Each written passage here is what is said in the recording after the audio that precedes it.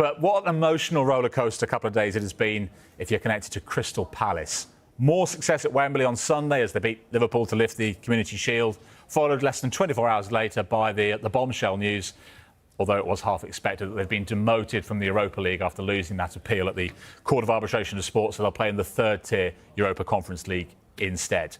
Let's go to our resident Palace man, Clinton. What a couple of days, Clinton. You were at Wembley for the win. In fact, I even saw you handing out the trophy.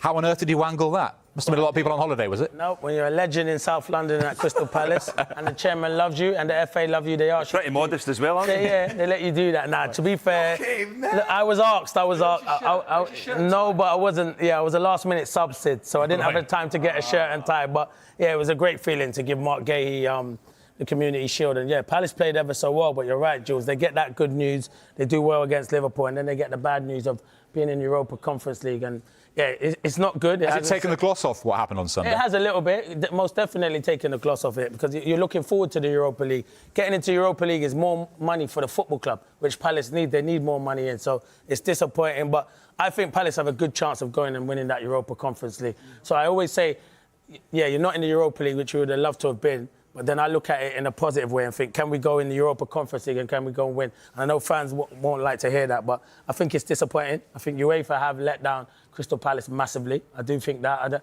I've seen it many a times and where other teams have been allowed in, but the decision's been made now. They're in the Conference League, so we have to move forward and hopefully have a good season, which I know they will do because they've got a top manager in Glasner. Yeah, and actually Palace have put out a very strongly worded statement. You might well have seen this on Sky Sports News earlier today when they talk about UEFA shattering the hopes and dreams of Palace fans, of how now sporting merit is meaningless and that rules and sanctions are unevenly applied. So Palace with a very firmly worded statement after that failed appeal at the Court of Arbitration for Sport. Just before we talk more about the implications on the squad potentially, Clinton, I'm going to stay with you. Let's dwell on the positives. Beating Manchester City at Wembley, beating Liverpool at Wembley. And Aston Villa in the semi-final. Yeah. Can you quite believe what has happened at your club in the last 6 months? No, I can't. It's a pinching moment, and fans will do that as well. Fans can't believe what's happening. But you've got to realise they've got one of the best managers around in Oliver Glasner, and that's why when he's coming out and saying he wants to be back, I hope they do back him because he's a top manager. He's got these players playing to their maximum, and everyone's enjoying themselves. They're playing on a smile on their face. You can see there's a lot of teams linked with these players. But these players are enjoying it. None of them are saying they want to leave at the moment. They're getting on with it, getting their head down and playing football. And, yeah, it's a good place to be at the moment. Full credit to everyone at that football club and the players, because I thought the performance in particular in that second half against Liverpool, it caused them a lot of problems, and they've got some talented individuals. I just hope, Jules, that they can keep all of those individuals. Right, and that takes me on to... Teed you up, didn't I? Yeah, well done. Is this team going to be broken up now? I'm going to start with Mark Gahey because, again, we've been focusing on this today on Sky Sports News. To Liverpool, it's looking on the cards. The clubs are in talks. We understand Liverpool believe he wants to sign for them. Remember, Palace turned down 70 million, didn't they, in the winter window? He's out of contract in the summer. I think 40 million is what they're looking for. He's the captain. He's a figurehead, Clinton. How hard is it to replace a player of that stature within your club? Yeah, he's good. He's good around the place as well, Mark Gahey. He's meant to be a proper leader, and he helps a lot of the youngsters there. But, yeah, and he's still not really... He's relatively young himself. But I think when a club like Liverpool comes knocking on the door, as a player, I don't care what anyone says. It'll be hard to turn down, especially with the players that they've signed. But and as a Palace fan, do you understand it then? Yeah, of course I understand it. He wants to go and play Champions... I think most of the Palace fans would understand it. He wants to go and play Champions League football. He wants to play one of the best teams that are going to be challenging for trophies. Palace are not there and won't be there because financially they can't compete with these top teams like that. So I understand why he wants to go. And he's got a year left. The club can't afford to let Mark Gahey leave on a free transfer. So if they can get 30 million plus for him, I think it'll be good business with only a year to go. But for me, he's a top defender, one of the best English centre-halves I've seen at the moment. And while it is a big season for him, Jules, he needs to play. It's the World Cup year. So he has to make the right decision of him playing. And I think he's got more chance of playing at Liverpool. Konate and Van Dijk are good, but they're in a lot of competitions and he'll get a lot of game time. So I think it'll be good business. It'll be sad to see him leave, but I think it'll be good business for both clubs. Good business. I mean, they could have made an extra 30 million or so if they'd moved him on when the offers came in apparently in January, Steve. But they won the FA Cup and qualified for Europe with him still there. So was it the right call? Look, I think for his development, the way he wants to be this season, he needs to pick the right club that he's going to play. I think Liverpool one, is he going to be playing week in, week out? He's shown enough that he can play at obviously the highest level. He's been at Chelsea before. He knows what it's about winning trophies.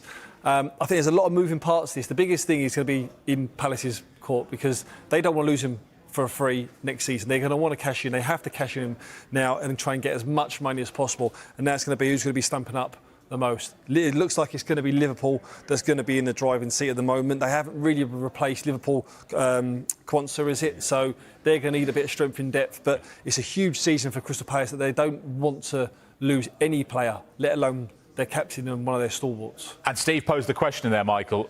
Is he going to play week in, week out at Liverpool? If he goes to Liverpool, is he a guaranteed starter alongside Van Dijk?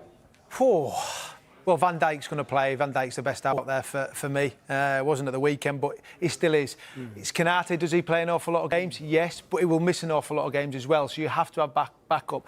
Sid's just said there about Kwanzaa going. You've got Joe Gomez, who misses an awful lot of football. Liverpool need another centre-half.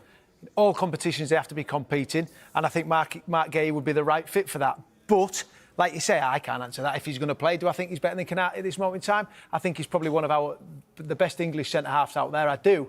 But it's a big step up. And this is it going from Crystal Palace to a team that is challenging and going to arguably win the Premier League. Does he play? It's a big decision for him because if he plays for Crystal Palace this year, he plays for England next season in the next summer in the World Cup. Guaranteed if he plays all year. If he doesn't play for Liverpool, that's the question mark. Will he play enough games to still be in that starting team? There's talk of Eze as well, Clinton. I mean, a lot of the top players are being linked at the moment. Continually linked with Arsenal, Tottenham as well. Of course, he was at Arsenal as a boy, wasn't he? They've already signed Zubimendi, they've signed Madueke, Norgard, Gyökeres. Would he be the final piece of a jigsaw capable of beating Liverpool to the title? You give them a good chance. They take them. They're at a good level anyway. I still think Arsenal will be up there challenging with Liverpool, but Eze, he's hard to replace. Palace lose Eze. You can't replace him. He's unbelievable footballer, and he just looks like he's enjoying his football so much. He looks like sometimes he's playing in the park with friends. He makes the game look so easy, technically very good. He's one of the best around at the moment, Jules. But I don't think Palace will do both. If Mark Gahey goes, they won't sell Eze as well. Absolutely no chance. What if the buyout clause is max? What is it, £68 million? It's got to be done by Friday. There was a bit of confusion, wasn't there, whether that clause had already run out or whether it goes to... I think the latest news is it's Friday this week. Oh, is it? So they might not have a choice, Clinton. No, they might not have a choice, but yeah, you're right, they might not have a choice. So you just have to wait and see. But me personally, like Mark Gay is a top player, and I love Mark. But you lose Eze, I don't think you can replace Eze. No chance. We've said that with other ones that's left as well. Who? Zaha. Elise? No, but they haven't replaced Elise. Elise is top. No, Elise is unbelievable. He's top. I get what you're saying. But even Anderson as well. When he left last year, and then they bought Lacroix. You're right, they have. But what you got to realise... Muniz at right back, I think. When you look at Crystal Palace, they've got a really good... They've lost Dougie Friedman, though. Yeah, but they've got a really good... In terms of the age, they're all at a real good age, but the worry for that would be, in terms of experience, but the worry for that would be that they might look at it as one last opportunity to get one big pay deal.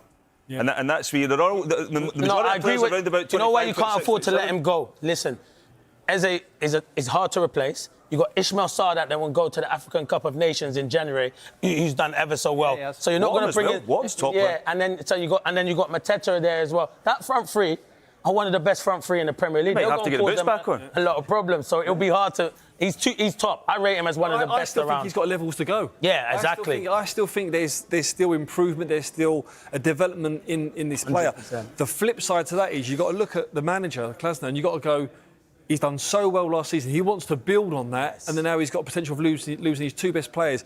Rumours that are coming at Crystal Palace that they need to sell before they can add. So his hands are tied because they need to sell. Let's say he goes for 30 million.